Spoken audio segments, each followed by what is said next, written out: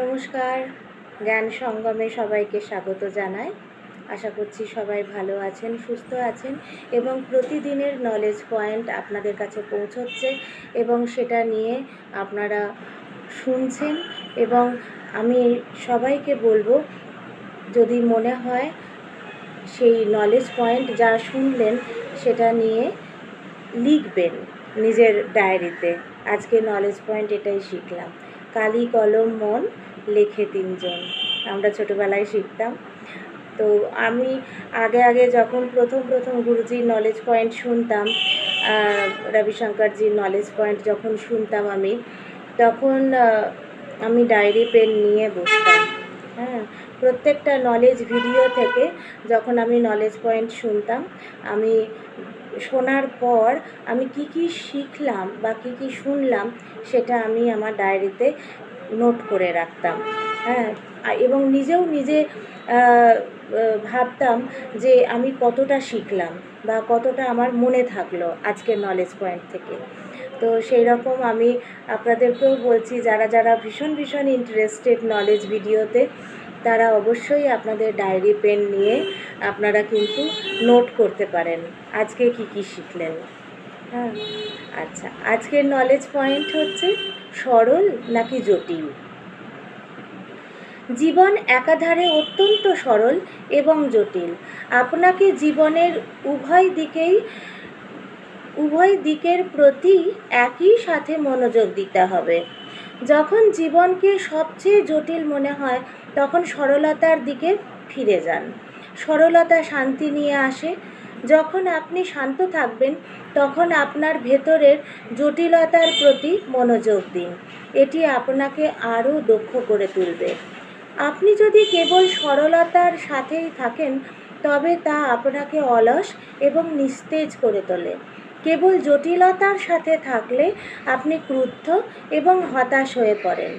বুদ্ধিমান ব্যক্তিরা উভয়ের মধ্যে ভারসাম্য বজায় রাখেন এবং উভয়টিতেই আনন্দ খুঁজে নেন।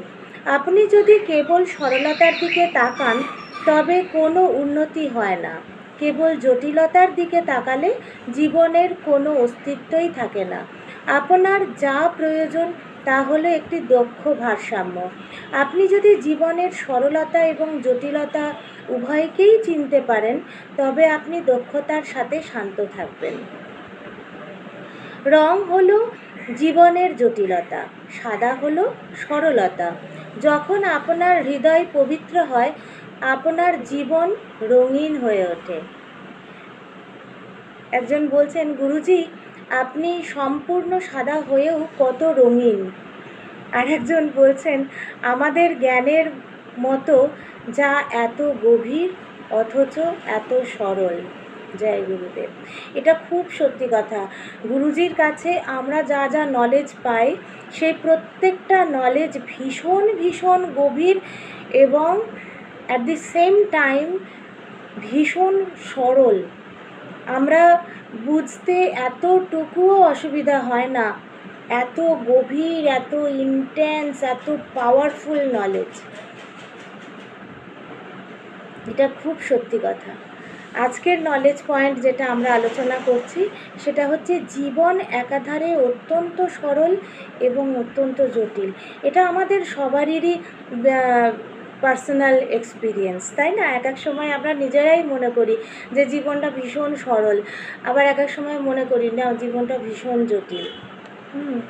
তো জীবন উভয় দিকের প্রতি একই সাথে মনোযোগ দিতে হবে।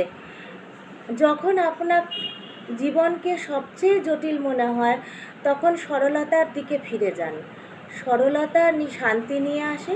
আর যখন আপনি শান্ত থাকবেন তখন আপনার ভেতরের জটিলতার প্রতি মনোযোগ দিন।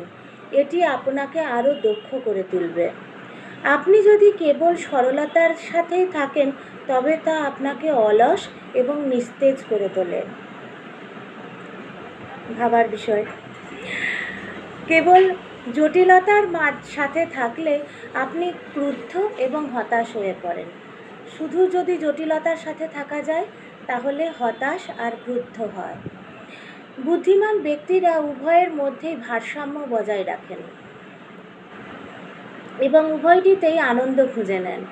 আপনি যদি কেবল সরলতার দিকে তাকান তবে কোনো উন্নতি হয় না। কেবল জটিলতার দিকে তাকালে জীবনের কোনো অস্তিত্বই থাকে না। আপনার যা প্রয়োজন তা হলো একটি দক্ষ ভারসাম্য। ব্যালেন্স করাই হচ্ছে দক্ষতা। আপনি যদি জীবনের সরলতা এবং জটিলতা উভয়কেই চিনতে পারেন তবে আপনি দক্ষতার সাথে শান্ত থাকবেন। রং হলো জীবনের জটিলতা, সাদা হলো সরলতা। যখন আপনার হৃদয় পবিত্র হয় তখন আপনার জীবন রঙিন হয়ে ওঠে।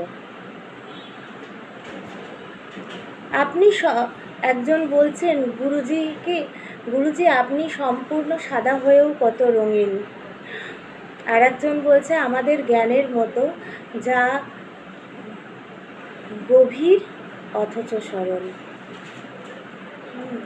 গুরুজির প্রত্যেকটা নলেজ পয়েন্ট ভীষণ ভীষণ গভীর এবং একই সাথে ভীষণ সরল।